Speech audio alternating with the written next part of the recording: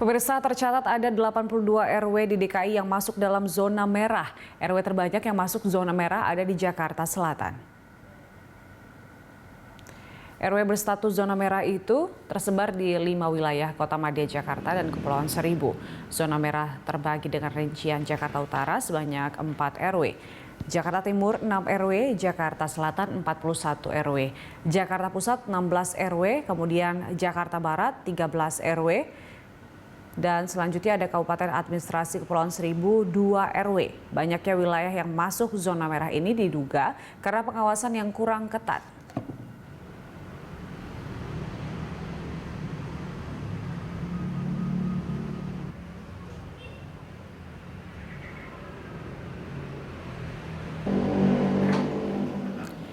Dan pemirsa, untuk mengetahui informasi terkait dengan RW yang masuk zona merah di DKI Jakarta, kita langsung bergabung bersama reporter Anggita Wulandewi dan juru kamera David Sibarani dari Kelurahan Joglo, Kembangan, Jakarta Barat.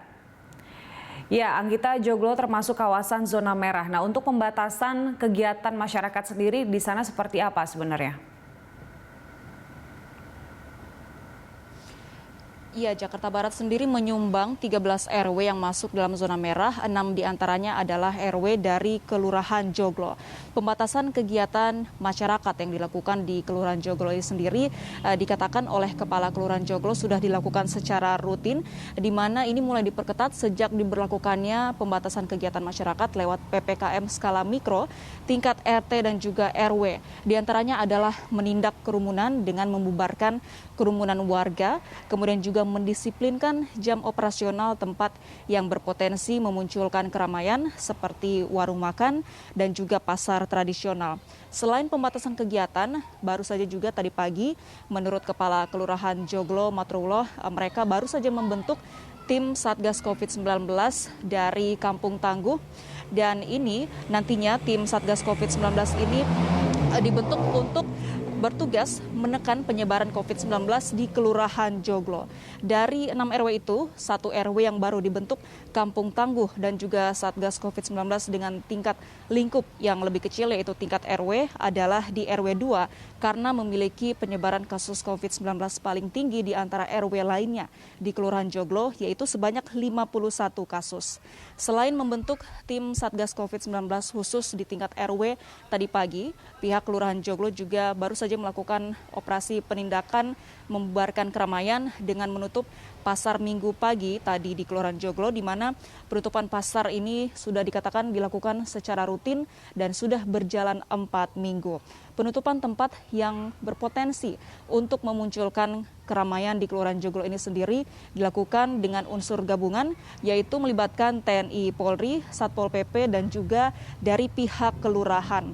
Selain menutup tempat yang berpotensi untuk memunculkan keramaian, pihak kelurahan juga rutin melaksanakan giat masker setiap harinya, di mana penertiban ini dilakukan oleh tim Satpol PP, dan menurut Kepala Kelurahan Joglo, kepatuhan masyarakat sejauh ini sudah baik dalam hal penggunaan masker.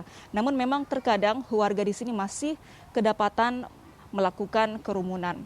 Untuk update terkini dari tracing penyebaran kasus COVID-19 di Kelurahan Joglo, berikut kita dengarkan pernyataan dari Kepala Kelurahan Joglo Matrullah.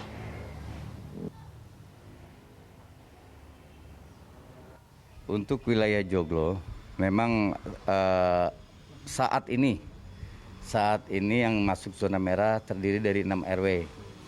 Yang mungkin kalau data terakhir 12 Februari, RW 1 ada 16 kasus, RW 2 ada 51 kasus, RW 3 11 kasus, RW 4 22 kasus, dan RW 6 18 kasus, serta RW 8 14 kasus.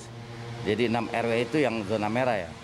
Dan kondisi saat ini dari 6 RW ini ada 1 RW yang kita tempatkan baru kita bentuk tadi pagi Kampung Tangguh di RW 2 karena itu salah satu RW yang paling tinggi 51 kasus. Dan pembentukan Satgas tadi kita barengi dengan kegiatan penutupan pasar Minggu pagi yang rutin yang setiap Minggu pagi itu agak rame, itu udah kita tutup semua Udah dari 4 minggu yang lalu juga kita lakukan itu penutupan. Tadi skalanya lebih gabungan dari unsur TNI Polri-nya hadir, Satpol PP kita gabung. Dan untuk selanjutnya mungkin Satgas Covid yang ada di RW ini yang nanti kita akan lebih bergerak lagi di masyarakat. Ya, selain melakukan operasi pembubaran tempat yang berpotensi memunculkan keramaian, tim atau unsur gabungan dari Satgas COVID-19 tingkat kelurahan di Joglo sendiri juga terus melakukan operasi rutin untuk mendisiplinkan masyarakat dalam menjalankan protokol kesehatan 3M, yaitu dengan menggelar operasi 3 pilar yang melibatkan Satgas COVID-19, kemudian Babinsa dan Kamtibmas yang setiap harinya dimulai pada pukul 7 pagi. Ini untuk operasi 3 pilar ini sendiri dilaksanakan sehari 3 kali giat. Selain itu untuk pengendalian pelaksanaan PPKM Mikro tingkat RT RW ini juga dilakukan oleh pos komando di tingkat desa atau kelurahan. Selama menjalankan fungsinya, posko akan melakukan pendataan kasus dari tingkat RT hingga RW. Julita.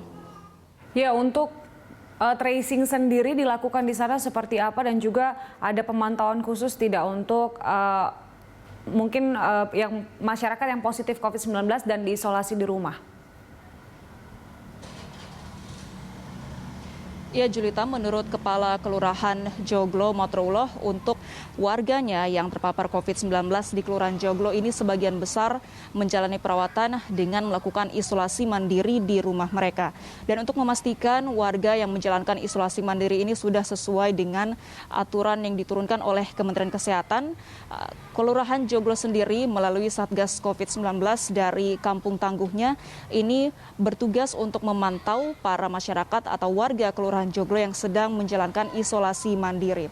Dan seperti yang sempat saya singgung tadi, baru saja di RT 2 di Kelurahan Joglo ini dibentuk Kampung Tangguh sekaligus juga pembentukan Satgas COVID-19 di lingkup RW yang berfungsi untuk turun langsung atau terjun ke lapangan dan mengontrol warga yang terpapar COVID-19 yang sedang melakukan isolasi mandiri dan memberikan bantuan berupa makanan yang sudah siap saji, obat-obatan dan juga vitamin, sekaligus juga menjalankan fungsi sebagai tracing atau juga memonitor pergerakan mereka yang terpapar dengan COVID-19.